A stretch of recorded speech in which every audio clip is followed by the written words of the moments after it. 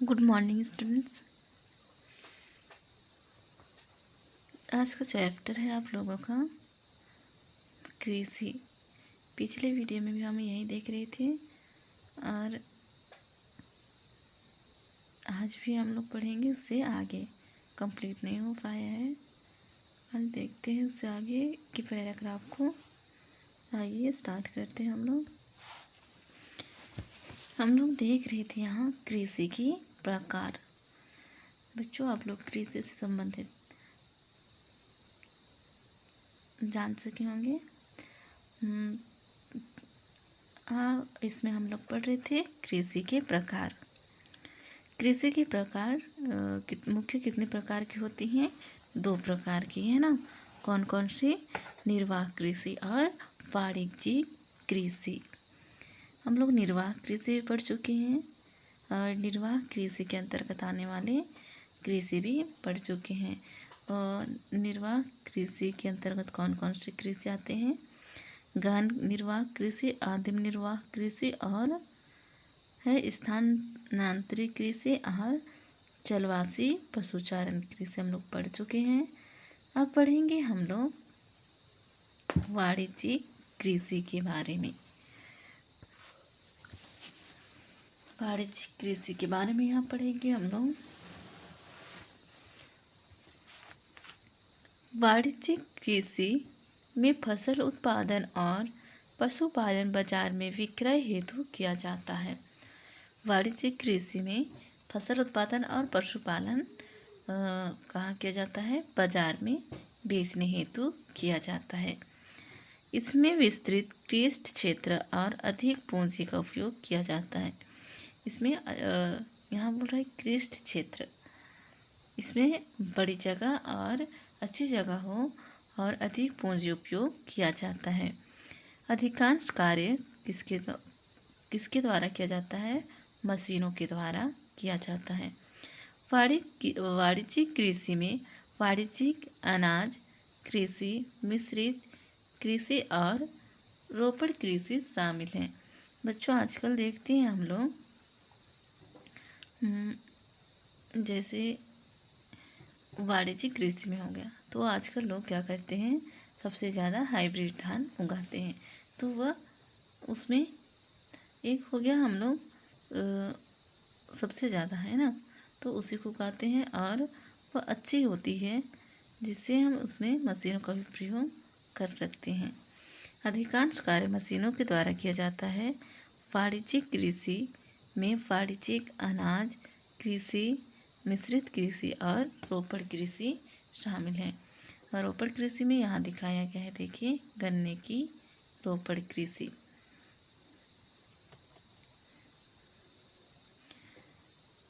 वाणिज्यिक अनाज यहाँ देखते हैं हम लोग।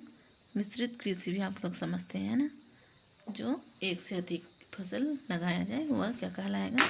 मिश्रित खेती है ना। वाणिज्यिक अनाज कृषि में फसलें वाणिज्यिक उद्देश्य से उगाई जाती है। वाणिज्यिक अनाज कृषि में फसलें वाणिज्यिक उद्देश्य से उगाई जाती है। गेहूं और मक्का सामान्य रूप से उगाई जाने वाली फसलें हैं। गेहूं और मक्का सामान्य रूप से हर कोई उगा सकता है इसको, है ना। उगाई जाने वाली फसलें हैं। उत्तर अमेरिका, यूरोप और एशिया के शीतोष्ण घास के मैदान वाणिज्यिक अनाज कृषि के प्रमुख क्षेत्र हैं। तो यहाँ देखते हैं हम लोग उत्तर अमेरिका और यूरोप, एशिया के शीतोष्ण घास के मैदान वाणिज्यिक अनाज कृषि के प्रमुख क्षेत्र हैं। ये क्षेत्र सैकड़ों हेक्टेयर के बड़े फार्म से युक्त विरल आबादी वाले हैं। तो यहाँ देखेंगे कहाँ कहाँ? उत्तर अमेरिका, यूरोप और एशिया के शीतोष्ण घास के मैदान वाणिज्यिक अनाज उगाने के लिए प्रमुख क्षेत्र है। ये क्षेत्र कितनी बड़ी है देखिए, सैकड़ों हेक्टेयर के बड़े फार्मों से युक्त विरल आबादी। इसमें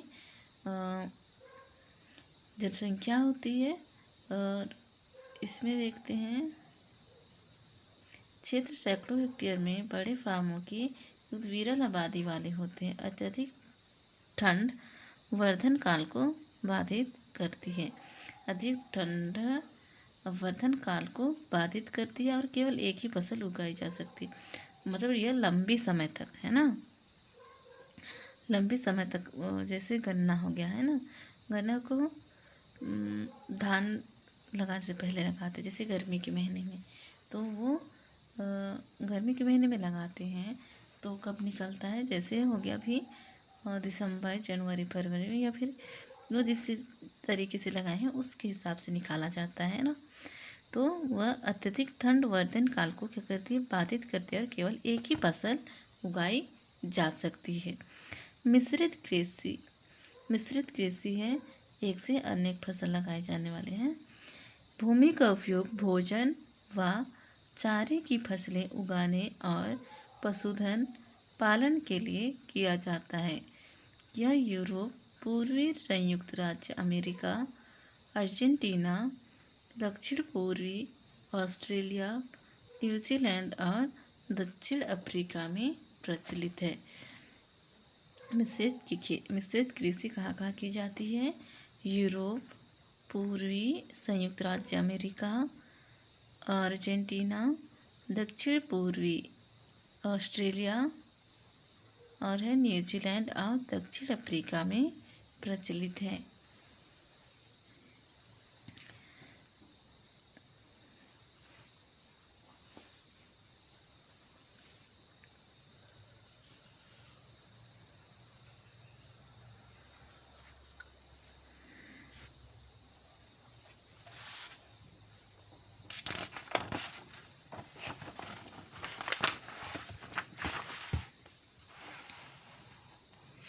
रोपड़ कृषि,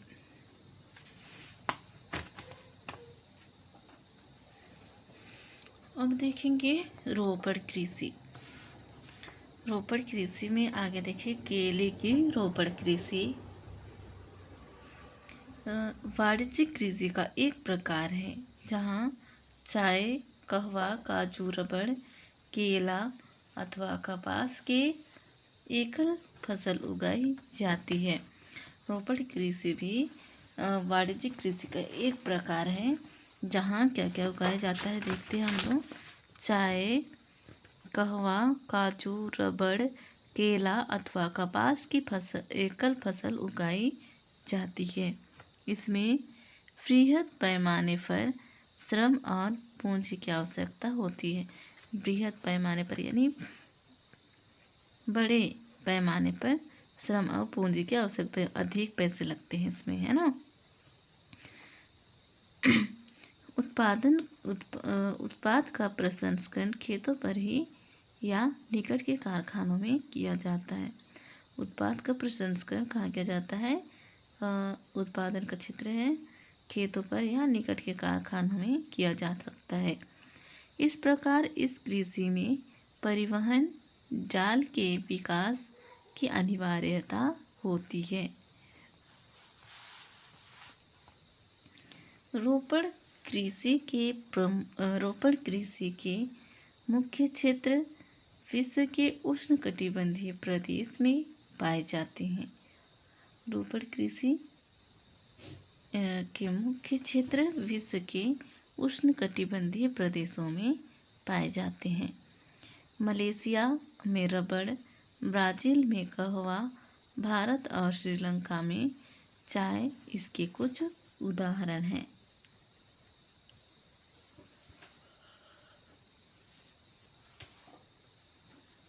मुख्य फसलें।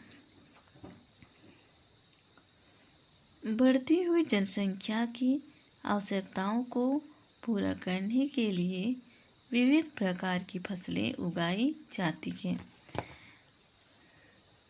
मुख्य फसलें क्या है कि बढ़ती जनसंख्या की आवश्यकताओं को पूरा करने के लिए विभिन्न प्रकार की फसलें उगाई जाती है।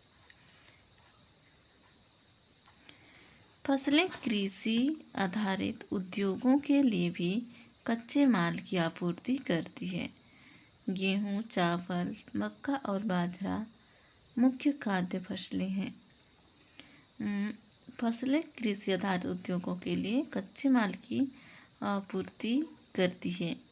जहाँ कच्चे माल पूरा नहीं हुआ है उसको वह पूरा करती है, जैसे गेहूँ, चावल, मक्का और बाजरा मुख्य खाद्य फसलें हैं। जूट और कपास रेशेदार फसलें हैं। जूट और कपास क्या है? रेशेदार फसलें हैं। चाय और कहवा मुख्य पेय फसलें हैं। चाय और कहवा पीने मुख्य पेय फसलें हैं, यानी जैसे चाय और कहवा पिया जाता है ना, पी लेते हैं इसको, तो यह पेय फसलें हैं। इसमें चाय और कहवा। चावल पीने योग्य, चावल पेय यानी पीने लायक है ना, चावल है। यह विश्व की मुख्य खाद्य फसल है। चावल क्या है? विश्व की मुख्य खाद्य फसल है। यह उष्णकटिबंधीय और उपोष्णकटिबंधीय प्रदेशों का मुख्य आहार है।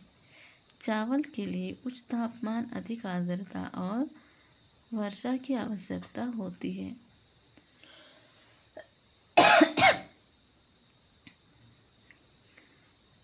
चावल के लिए उच्च तापमान और अधिक आर्द्रता एवं वर्षा की आवश्यकता होती है बच्चों।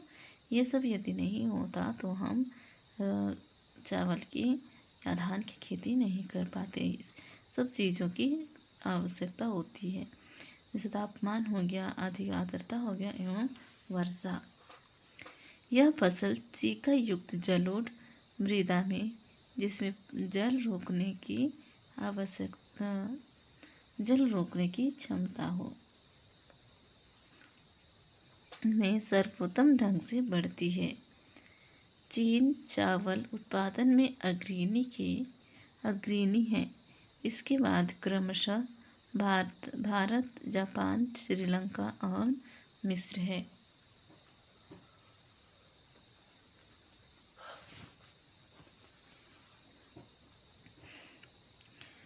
चावल के बारे में हम लोग पढ़ रहे थे। यह फसल कैसी है? चीका युक्त जलोढ़ मृदा, जिसमें जल रोकने की क्षमता होती है, में सर्वोत्तम ढंग से फसल उत्पादन कर सकते हैं।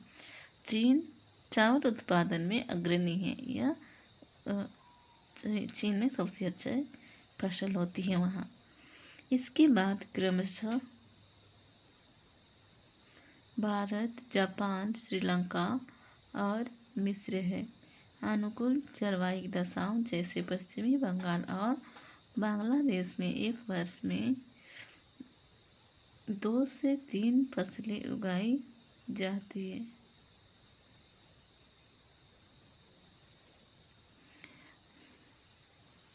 अनुकूल जलवायु दशाओं जैसे पश्चिमी बंगाल और बांग्लादेश में एक वर्ष में 2 से 3 फसलें उगाई जाती है, जहाँ जल की सुविधा होती है ना, और वहाँ तापमान का भी होना जरूरी है। तो क्या करते हैं वहाँ के लोग? साल भर में 3 फसलें उगाया जा सकता है। अब देखेंगे गेहूँ।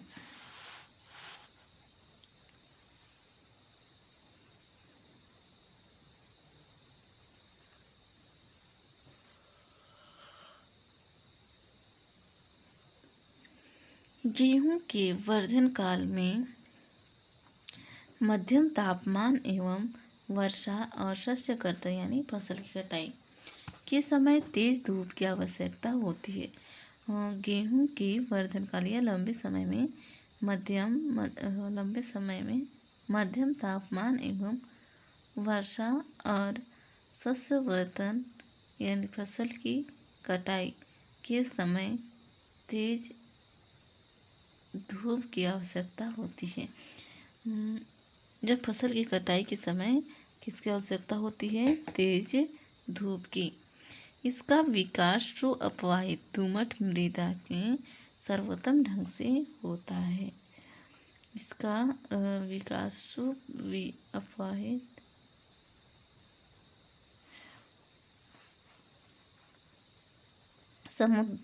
अपवाहित दोमट मृदा में सर्वोत्तम ढंग से होता है। ये गेहूँ संयुक्त राज्य अमेरिका, कनाडा, अर्जेंटीना, रूस, यूक्रेन, ऑस्ट्रेलिया और भारत में विस्तृत रूप से उगाया जाता है। कहाँ कहाँ गेहूँ उगाया जाता है? संयुक्त राज्य अमेरिका, कनाडा, अर्जेंटीना, रूस, यूक्रेन, ऑस्ट्रेलिया और भारत में विस्तृत रूप से उगाया जाता है। भारत में यह शीत ऋतु में उगाया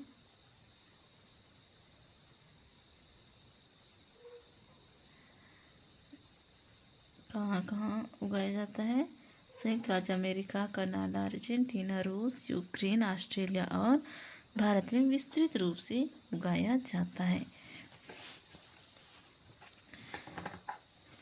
भारत में शीत ऋतु में उगाया जाता है गेहूँ। अभी हम शीत ऋतु में, जैसे नवंबर स्टार्ट हो गया तो हम धान को काटने के बाद सीधे क्या करते हैं, गेहूँ को लगा लेते हैं। अब देखते हैं मीलेट। पर इसमें बाजरे कृषि दिखाया है, पर यहाँ मीलेट बोल रहे हैं। ये मोटे अनाज के रूप में भी होते हैं। ये कम उपजाऊ तथा बलुआई मृदा में भी उगाए जाते बाजरा ही है। ये मोटे अनाज के रूप में भी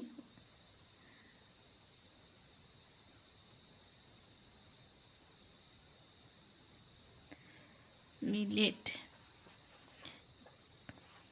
कैसी मिट्टी में उगती है? यह उपजाऊ तथा बलुआई मृदा में, थोड़ी उपजाऊ मिट्टी है और थोड़ी मृदा कैसी हो, बलुआई। ये ऐसी फसल है जिसे कम वर्षा और उच्च से लगभग तापमान तथा पर्याप्त सूर्य प्रकाश की आवश्यकता होती है। ज्वार, बाजरा और रागी भारत में उगाए जाते हैं। क्या क्या भारत में उगाए जाते हैं? ज्वार,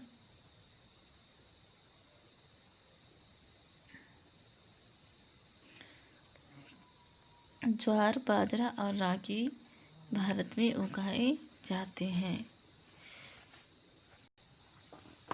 नाइजीरिया, चीन और नाइजर इसके अन्य उत्पादक देश हैं। नाइजीरिया, चीन और नाइजर इसके क्या हैं, अन्य उत्पादक क्षेत्र हैं, देश हैं। मक्का, इसके लिए मध्यम तापमान, वर्षा और अधिक धूप की आवश्यकता होती है।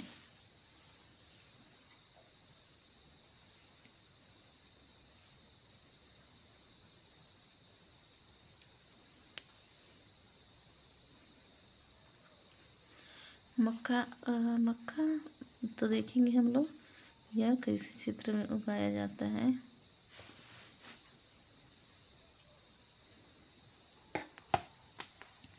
इसके लिए मध्यम तापमान, वर्षा और अधिक धूप की आवश्यकता होती है। मक्का कैसे होता है, किस मौसम में होता है, देखते हैं। इसके लिए मध्यम तापमान, वर्षा और अधिक धूप की आवश्यकता होती है। इसे सुअपवाहित उपजाऊ मृदा की आवश्यकता होती है। मक्का उत्तर अमेरिका, ब्राज़ील, चीन, रूस, कनाडा, भारत और मैक्सिको में उगाई जाती है। यहाँ देखेंगे हम लोग, इसके लिए कौन सी मौसम चाहिए, तापमान, वर्षा और अधिक धूप की आवश्यकता होती है। इसे सुअपवाहित उपजाऊ मृदा की आवश्यकता होती है। अच्छी मृदा है ना, जैसे जंगलों से या पहाड़ों से बहा कर लाया गया, जैसे रवि है ना, ये मिट्टी ये मिट्टी को बहा कर लाता है, तो वह कैसी होती है, वह उपजाऊ मिट्टी होती है। मक्का उत्तर अमेरिका, ब्राज़ील, चीन, रूस, कनाडा, भारत और मैक्सिको में उगाई जाती है। चीन, रूस, कनाडा, फिर हो गया भारत और मैक्सिको में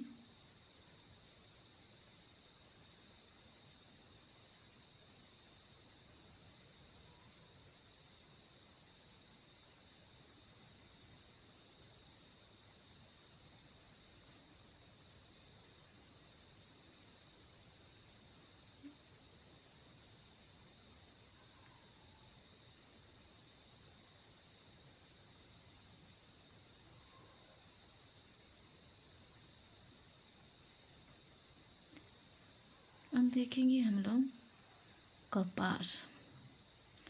क्या आप जानते हैं, यहाँ देखते हुए हम लोग मक्का को कॉर्न के नाम से भी जाना जाता है। आप लोग सुने होंगे मक्का को कॉर्न के नाम से भी जाना जाता है। विश्व में इसकी विभिन्न रंग बिरंगी प्रजातियां पाई जाती हैं। यह अलग अलग प्रकार की रंग पाई जाती हैं। अब देखेंगे हम लोग कपास।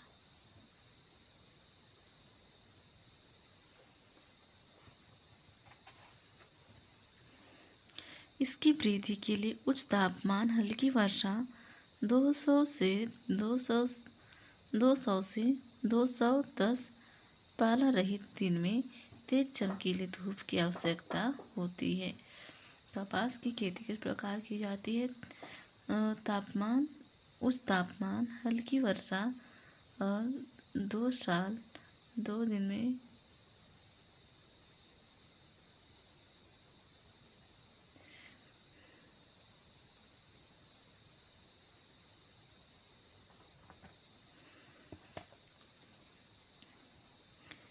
इसके लिए तापमान, हल्की वर्षा, 200 से 210 पाला रहित दिन और दिन चमकीली और धूप तेज की आवश्यकता होती है। चमकीली धूप की यानी चिलचिलाहट है ना, एकदम जोर से। चीन, संयुक्त राज्य अमेरिका, भारत, पाकिस्तान, ब्राज़ील और मिस्र कपास के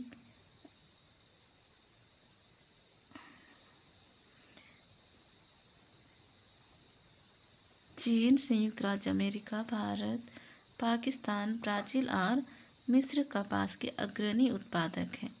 यह सूती वस्त्र उद्योग के लिए एक महत्वपूर्ण कच्चा माल है। यह सूती वस्त्र उद्योग के लिए एक महत्वपूर्ण कच्चा माल है।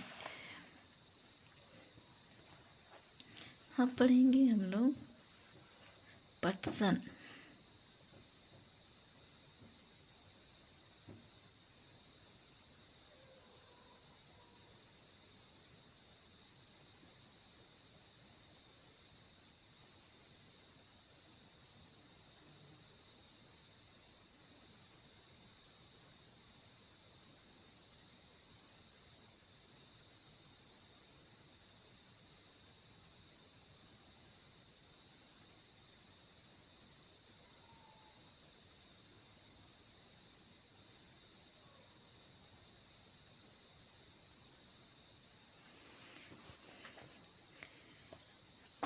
इसको सुनहरा रेशा के नाम से भी जाना जाता है। किसको? पटसन को, है ना। यह जलोढ़ मृदा में अच्छे ढंग से विकसित होता है और इसे उच्च तापमान, भारी वर्षा और आर्द्र जलवायु की आवश्यकता होती है। यह फसल उष्णकटिबंधीय क्षेत्रों में उगाई जाती है।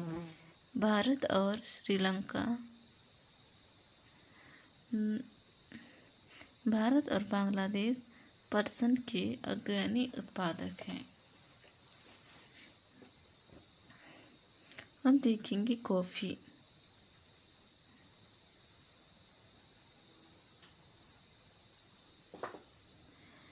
कॉफ़ी जो इसे हम लोग पीते हैं ना, इसके लिए गर्म एवं आर्द्र जलवायु और सुअपवाहित दोमट मृदा की आवश्यकता होती है। अपवाहित किस क्षेत्र में उगाया जाता है? दोमट मृदा की आवश्यकता होती है। इस फसल की वृद्धि के लिए पर्वतीय ढाल अधिक उपयोग होता है।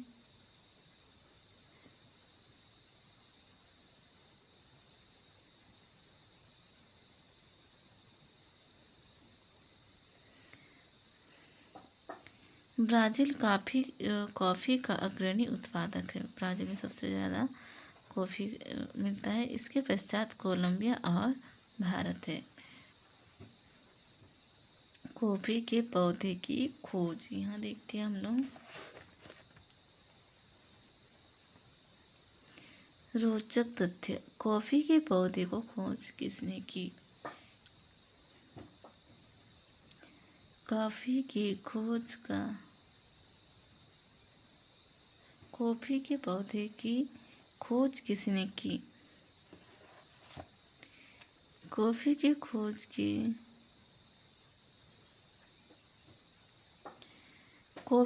खोज के विषय में विभिन्न कहानियाँ प्रचलित हैं।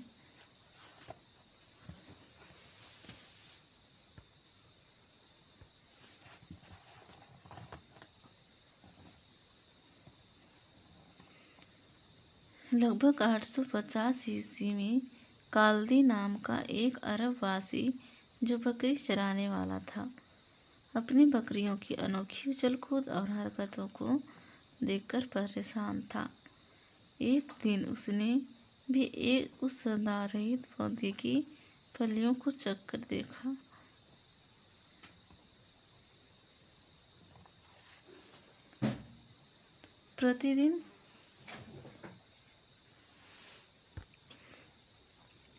प्रतिदिन खाया करती थी।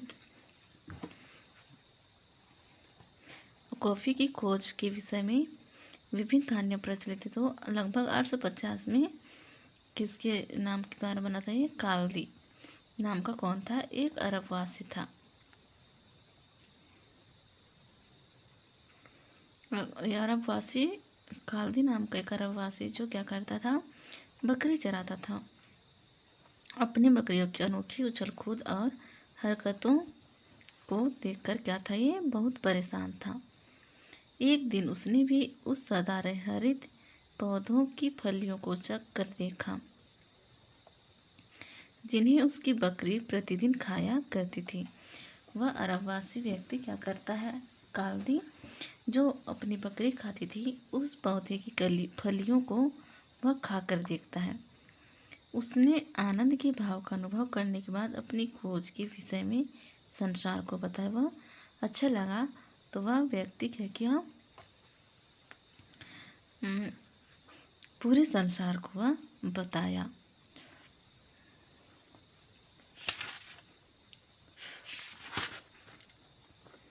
तो चाय अगले दिन हम लोग पढ़ेंगे,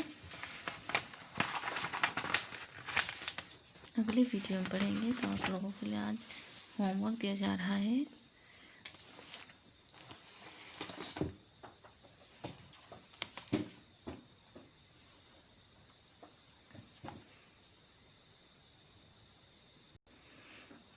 अध्याय 4 से है, नागरिक शास्त्र खंड से। केंद्र सरकार किसे कहते हैं? है ना? केंद्र सरकार किसे कहते हैं? केंद्र सरकार के सभी अंगों के नाम लिखिए। और एक है, देश की संसद से आप क्या समझते हैं? ये आप लोग का SW हो गया, है ना? तो ये 2 क्वेश्चन आप लोगों को करना है। केंद्र किसे कहते हैं इसको अलग समझाएंगे आप लोग, और केंद्र सरकार के सभी अंगों के नाम लिखना है। तो होमवर्क करके मेरे नंबर पे सेंड कर दीजिएगा।